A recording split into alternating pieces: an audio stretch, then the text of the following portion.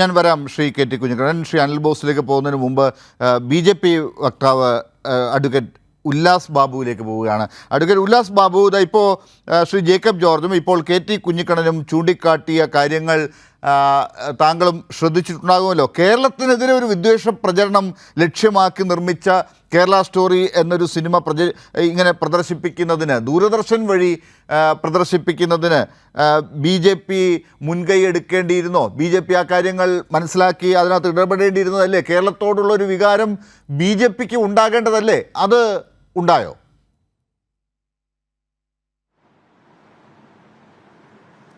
അല്ല, JP നദ്ദയുടെ ഓഫീസിൽ നിന്ന് ഒരു കടലാസ് എഴുതി അലയോ ദൂരദർശൻ താങ്കൾ ഈ സിനിമ ഇന്ന സമയത്ത് കാണിക്കുക എന്നൊന്നും പറഞ്ഞിട്ടില്ലല്ലോ. BJP എന്ന് പറയപ്പെടേണ്ട ദൂരദർശനാണ് സംപ്രേഷണം ചെയ്യുന്നത്.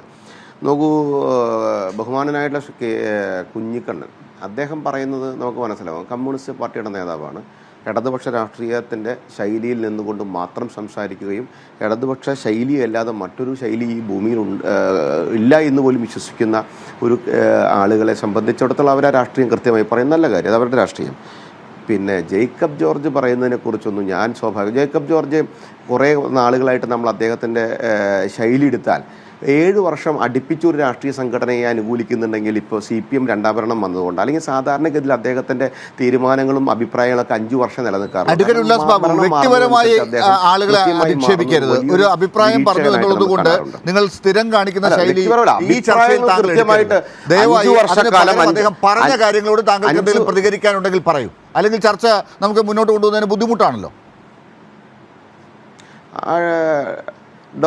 ഡോക്ടർ ലാലിൻ്റെ ക്യാമറാമാൻമാരോട് എന്നെ കട്ട് ചെയ്തോളാൻ പറഞ്ഞോളൂ. നിങ്ങൾ ഈ 3 പേര് സംസാരിക്കുമ്പോൾ വളരെ കുലീനനായിട്ടല്ലേ നിന്ന്? ഞാൻ സംസാരിക്കുമ്പോൾ എന്തത്ര മാത്രം പോരാ, പറയുന്ന കാര്യത്തിലും വേണം. കുലീനത എന്ന് പറയുന്നത് നമ്മൾ ഉപയോഗിക്കുന്ന വാക്കുകളിലും വേണം. ഞാൻ കൃത്യമായി പറഞ്ഞല്ലോ. അങ്ങനെയാണെങ്കിൽ ഞാൻ ഒരു കാര്യം പറഞ്ഞു. ഞാൻ എന്താ പറയുക, ഒരാളുടെ അഭിപ്രായം 5 വർഷക്കാലം മാറി വരുന്നു. അതെവിടെ വ്യക്തിപരം?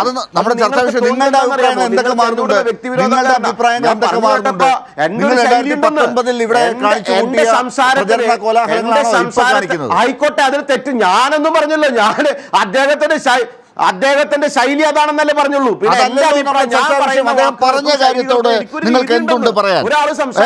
ദൂരദർശനെ പോലെ ഒരു ഔദ്യോഗിക മാധ്യമത്തെ ഒരു നേതാവ് ഒരു പാർട്ടി എന്നുള്ള നിലയിലേക്ക് പ്രചരിപ്പിക്കാൻ ഉപയോഗിക്കുന്നതാണ് എന്ന് അദ്ദേഹം പറഞ്ഞിട്ടുണ്ട്. അതുപോലെ ദുരുദ്ദേശപരമാണ് ഈ സിനിമ ഇപ്പോൾ പ്രദർശിപ്പിക്കാൻ എടുത്ത തീരുമാനമെന്ന് അദ്ദേഹം പറഞ്ഞിട്ടുണ്ട്.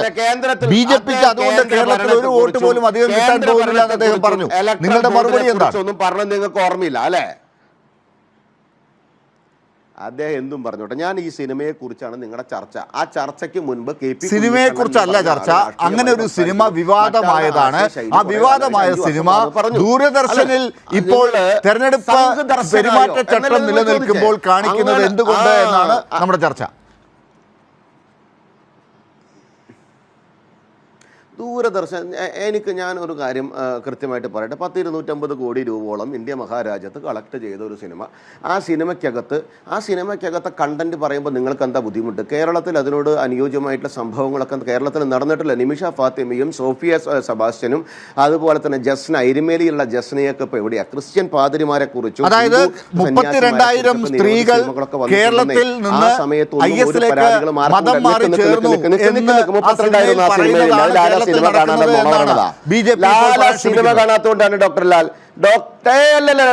ലാൽ ആ സിനിമ കണ്ടു. ആ സിനിമയിൽ 32,000 ഇല്ല സാർ. അതിന്റെ പ്രിവ്യൂ വന്ന സമയത്ത്, അല്ലെങ്കിൽ ഇൻട്രോ വന്ന എന്തോ ഒരു ചെറിയ 2 മിനിറ്റ് 3 മിനിറ്റ് സംഭവം വന്ന സമയത്ത് വന്ന കാര്യങ്ങൾ അപ്പം തന്നെ തിരുത്തിയത് ലാലിന് പറയാൻ എനിക്കറിയാം. എന്തിനാണ് ഈ നുണ പ്രചരിപ്പിക്കുന്നത്? ആ സിനിമയിൽ അങ്ങനെയില്ല.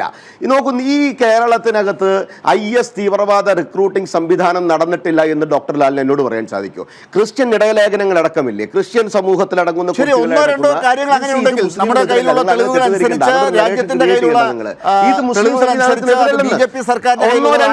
ഒന്നോ രണ്ടോ എത്ര ജസ്ന എവിടെയാണെന്ന് പറയട്ടെ.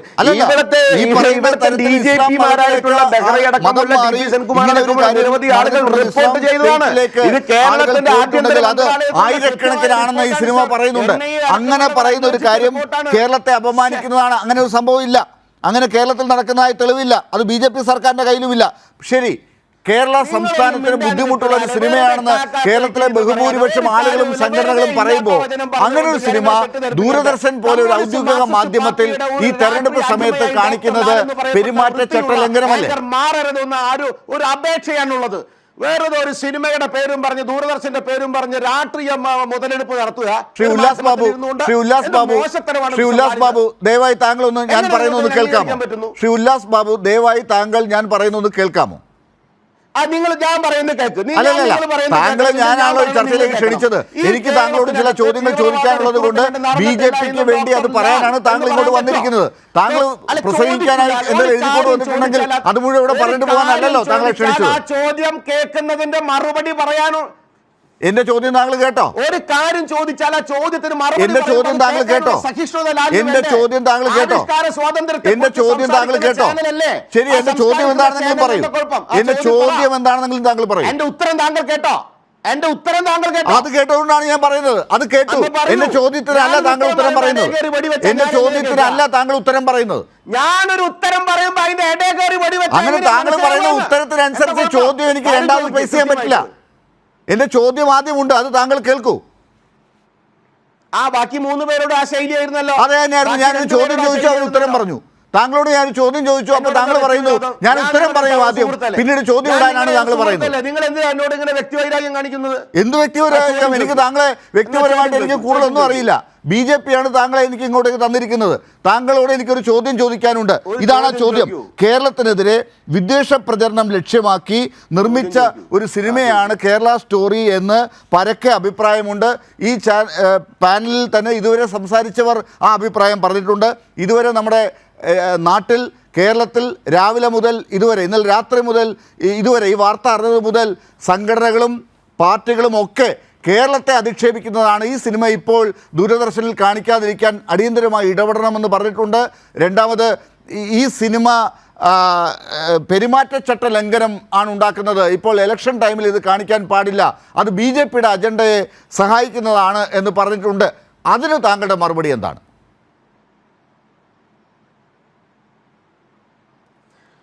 ഇനി ഞാൻ പറയുന്നത് ഒരു 3 മിനിറ്റ് നേരം ഒരു ജെന്റിൽമാൻഷിപ്പിന്റെ പേരിൽ. ഇനി 3 മിനിറ്റ് ഇല്ല സർ, കേൾക്കണേ. അത് കഴിഞ്ഞ് എന്നോട് വിരോധം കാണിച്ചോളൂ, നോ പ്രോബ്ലം. ഈ സിനിമ കൃത്യമായിട്ട് ഞാൻ പറയുന്നു, ഈ സിനിമയ്ക്കകത്ത് കേരളത്തെ അപമാനിക്കുന്നു എന്ന് പറയപ്പെടുന്നത് നിങ്ങളുടെ ആരോപണങ്ങൾ മാത്രമാണ്, അത് രാഷ്ട്രീയമാണ്. ഈ സിനിമയ്ക്കകത്ത് ഒരു തരത്തിലുള്ള കേരളത്തെ അപമാനിക്കുന്ന കാര്യങ്ങൾ, ചില യാഥാർത്ഥ്യ കാര്യങ്ങൾ, കേരളത്തിൽ നടന്ന വിഷയങ്ങൾ ആ സിനിമയിൽ കോട്ട ചെയ്തിട്ടുണ്ടാവാം. ആവിഷ്കാര സ്വാതന്ത്ര്യത്തെക്കുറിച്ച് ഏറ്റവും കൂടുതൽ സംസാരിക്കുന്നു നിങ്ങൾ. ആ ആവിഷ്കാര സ്വാതന്ത്ര്യത്തെ അംഗീകരിച്ചുകൊണ്ട് അത് പ്രദർശിപ്പിച്ചോട്ടെ, കാണുന്നവർ കണ്ടോട്ടെ.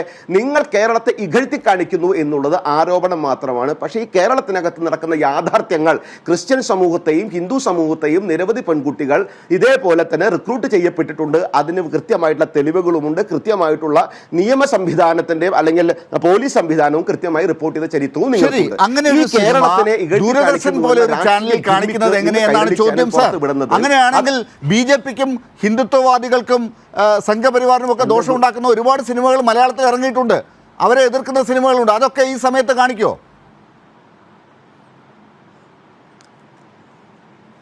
ദൂരദർശനിൽ ഏത് സിനിമ കാണിക്കണം, ദൂരദർശനിൽ ഏത് സിനിമ ഏത് സമയത്ത് കാണിക്കണമെന്ന് എനിക്കോ ഡോക്ടർ ലാലിനോ നിശ്ചയിക്കാനാവില്ല.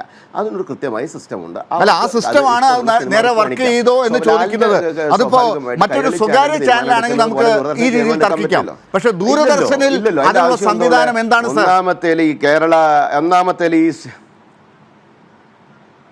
ഒന്നാമത്തെ ഈ സിനിമ എന്ന് പറയപ്പെടുന്നത് യാഥാർത്ഥ്യങ്ങൾ സംസാരിക്കുന്ന സിനിമയാണ് എന്നുള്ള അഭിപ്രായക്കാരനാണ് ഞാൻ, നമ്പർ 1. നമ്പർ 2, ഈ സിനിമ കണ്ടതുകൊണ്ട് രാഷ്ട്രീയത്തിലെ പ്രത്യേക മാറ്റങ്ങളോ മറച്ചിലുകളോ ഉണ്ടാവില്ല എന്ന് കുഞ്ഞിക്കണ്ണൻ സാർ നേരത്തെ പറഞ്ഞതിനെ കുറിച്ചും നിങ്ങൾ മനസ്സിലാക്കണം. 3, BJPയെ സംബന്ധിച്ചിടത്തോളം ഈ സിനിമ ദൂരദർശനിലൂടെ കടത്തിവിട്ടിട്ട് രാഷ്ട്രീയമായിട്ട് ഒരു വോട്ടും 10 വോട്ടും കൂടാനും പോകുന്നില്ല, കുറയാനും പോകുന്നില്ല. ഞങ്ങൾ ഈ തെരഞ്ഞെടുപ്പിനെ നേരിടുന്നത് കൃത്യമായിട്ട് 10 വർഷക്കാലം നരേന്ദ്രമോദി സർക്കാർ ചെയ്ത പ്രവൃത്തികളുമായിട്ടാണ്. അതിന് നിങ്ങൾ എതിർക്കുന്നു, അത് നിങ്ങൾ ജനാധിപത്യത്തിൽ ജനമധ്യത്തിൽ പറയുക. ഞങ്ങൾ അതിനെക്കുറിച്ച്